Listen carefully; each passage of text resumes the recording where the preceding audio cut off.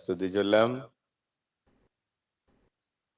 Praise the Lord. Praise the Lord. Hallelujah. Hallelujah. യേശുവേ സ്തോത്രം, യേശുവേ സ്തോത്രം, യേശുവേ നന്ദി, യേശുവേ നന്ദി, യേശുവേ ആരാധന. യേശുവേ ആരാധന. Hallelujah, hallelujah, hallelujah. ഹല്ലേലൂയ. അടുത്ത് നിൽക്കുന്നവരെ നോക്കി പുഞ്ചിരിച്ചുകൊണ്ട് പറയാം ഹല്ലേലൂയ, ഹല്ലേലൂയ, ഹല്ലേലൂയ. ഹല്ലേലൂയ. പ്രിയപ്പെട്ടവരെ, ഇന്നത്തെ ചോദ്യം,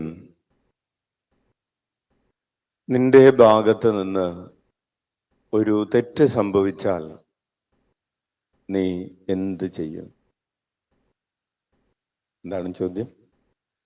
നിന്റെ ഭാഗത്ത് നിന്ന് ഒരു തെറ്റ് സംഭവിച്ചാൽ നീ എന്ത് ചെയ്യും? തെറ്റ് നമ്മുടെ ഭാഗത്തുനിന്ന് സംഭവിക്കാറുണ്ടാവോ?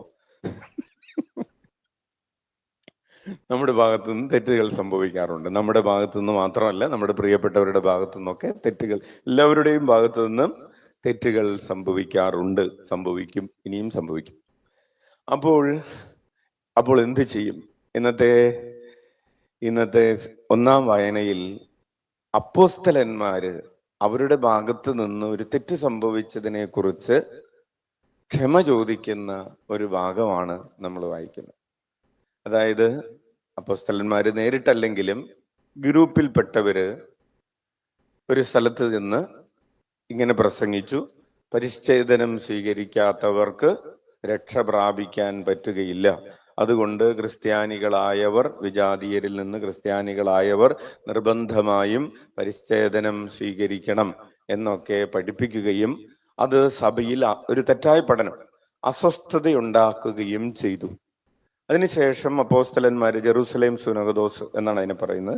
അപ്പോൾ അതിൽ അവർ ഒരുമിച്ച് വന്ന് പഠിക്കുകയും ധ്യാനിക്കുകയും ഒക്കെ ചെയ്ത് അവരൊരു കാര്യം മനസ്സിലാക്കുകയാണ്, ദൈവത്തിന്റെ ഹിതം അതല്ല, ശരീരത്തിലുള്ള പരിച്ഛേദനമല്ല പ്രധാനപ്പെട്ടത്, അതിന് നമ്മൾ ആരെയും നിർബന്ധിക്കേണ്ട കാര്യമില്ല, ആത്മാവിലുള്ള വിശ്വാസമാണ് പ്രധാനപ്പെട്ടത് എന്ന ഒരു ബോധ്യത്തിലെത്തുകയും ചെയ്യുക. അങ്ങനെ അവർക്കൊരു ബോധ്യം കിട്ടുമ്പോൾ അവർക്ക് മനസ്സിലാവുകയാണ്, നമ്മുടെ ഭാഗത്ത് നിന്ന് ഇങ്ങനെ ഒരു തെറ്റ് സംഭവിച്ചു. നമ്മളിൽ കൂട്ടത്തിൽപ്പെട്ട ചിലര് പോയി ഇങ്ങനെ മറ്റുള്ള സ്ഥലങ്ങളിൽ പ്രസംഗിച്ച് അത് പുതുതായി ക്രിസ്ത്യാനികളായവരെ ചില പ്രദേശങ്ങൾ അസ്വസ്ഥപ്പെടുത്തി എന്ന് ഒരു ബോധ്യം കിട്ടുമ്പോൾ, ഒന്ന് മനസ്സിലാക്കുമ്പോൾ, തങ്ങളുടെ തെറ്റ് മനസ്സിലാക്കുമ്പോൾ അവരെഴുതുകയാണ്, ഞങ്ങളിൽ ചിലർ നിങ്ങളെ അസ്വസ്ഥരാക്കി എന്ന് പറയുമ്പോൾ അതൊരു ക്ഷമാപണമാണ്. ഞങ്ങളോട് ക്ഷമിക്കണം എന്ന വാക്ക് അവിടെ ഇല്ലെങ്കിലും ഞങ്ങൾക്ക് തെറ്റുപറ്റിപ്പോയി എന്ന് പറയുമ്പോൾ തന്നെ അതിൻ്റെ അർത്ഥം എന്താണ്? ക്ഷമിക്കണമെന്നാണ്.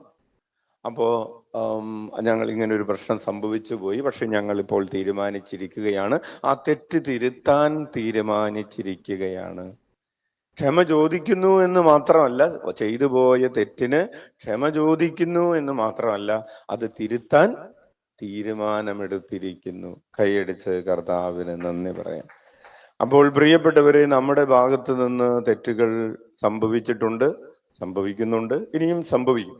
അപ്പോൾ ഓരോ സമയത്തും നമ്മൾ ഈ ഒരു അവബോധത്തിലേക്ക്, എന്താണ് തെറ്റ് സംഭവിച്ചത് എന്നതിനെ കുറിച്ചുള്ള വിശകലനം.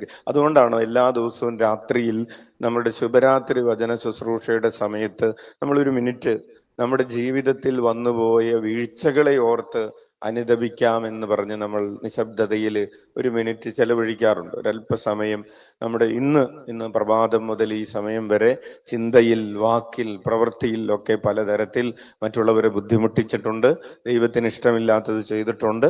അതൊക്കെ ഓർത്ത് അനുദപിച്ചുകൊണ്ട് ഓരോ രാത്രിയിലും നമ്മൾ നമ്മളെ തന്നെ പരിശോധിക്കുകയാണ്. ഹല്ലേലൂയ.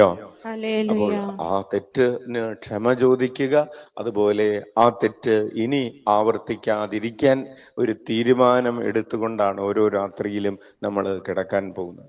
നമുക്ക് കർത്താവിനോട് മാപ്പപേക്ഷിക്കാം. നമുക്ക് കണ്ണുകളടക്കാം, കരങ്ങൾ കൂപ്പി ഉള്ളിലേക്ക് നന്നായി ശ്വാസമെടുത്ത് ഓരോ ദിവ്യബലിക്ക് ഇവിടെ ആരംഭത്തിലും നമ്മൾ അതേ കാര്യമാണ് ചെയ്യുന്നത്.